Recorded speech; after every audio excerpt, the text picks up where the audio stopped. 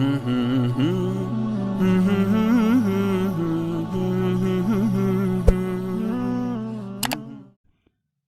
القرآن فإنه يأتي يوم القيامة شفيعا لأصحابه.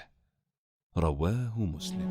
أفواه تشرب من وحي الرحمن. السلام عليكم ورحمة الله وبركاته. الحمد لله والصلاة والسلام على سيدنا رسول الله وعلى آله وصحبه ومن والاه أما بعد.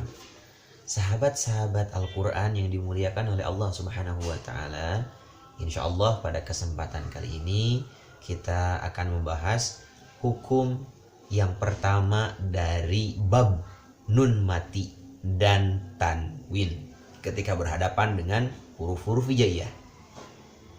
Baik, yang pertama, hukum dari nun mati dan tanwin ada yang dinamakan dengan izhar halki. Nah, itulah nama dari hukum yang pertama. Izhar memiliki dua definisi. Definisi yang pertama secara bahasa.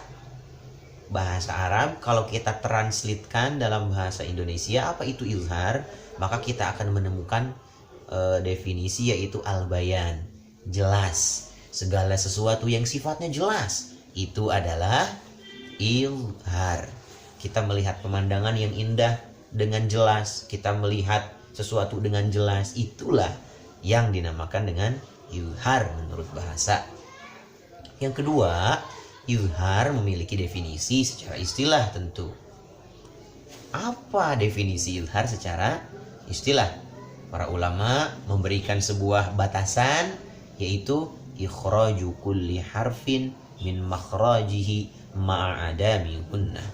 Mengeluarkan setiap huruf-huruf yang dibaca izhar dari makhrajnya tidak disertai ada unsur-unsur dengungan, tidak disertai dengan dengungan, murni, jelas, tegas, dan tidak mengandung unsur-unsur yang berkaitan dengan dengung dan yang semisalnya.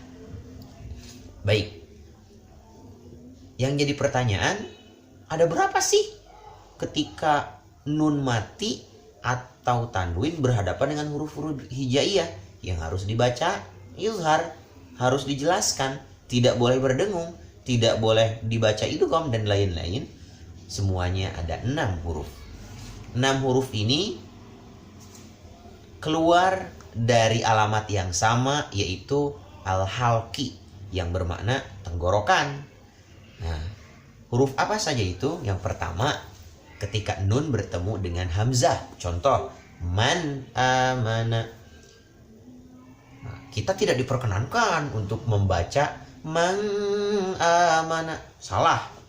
Kesalahan yang sangat jelas, terlihat. Nah, maka pembacaannya harus jelas. Man amana. Yang kedua, ketika nun mati bertemu dengan ha besar. Contoh, min hadin. Tidak boleh kita membaca mihadin. Wah, itu pembacaan yang salah, kurang tepat. Harus min hadin, dibaca dengan jelas. Yang ketiga, ketika nun mati bertemu dengan ha. Contoh, man haddallah. Man ha. Tidak boleh mang atau mah. Harus jelas nunnya terbaca. Man haddallah. Yang keempat, ketika nun bertemu dengan ain, misalkan wa man aqaba. Tidak boleh kita baca wa ma'aqaba. Yang berikutnya, nomor 5, ketika nun bertemu dengan lin, contoh seperti min ghairikum. Nah, itu juga sama. Tidak diperkenankan membaca min ghairikum. Harus min ghairikum.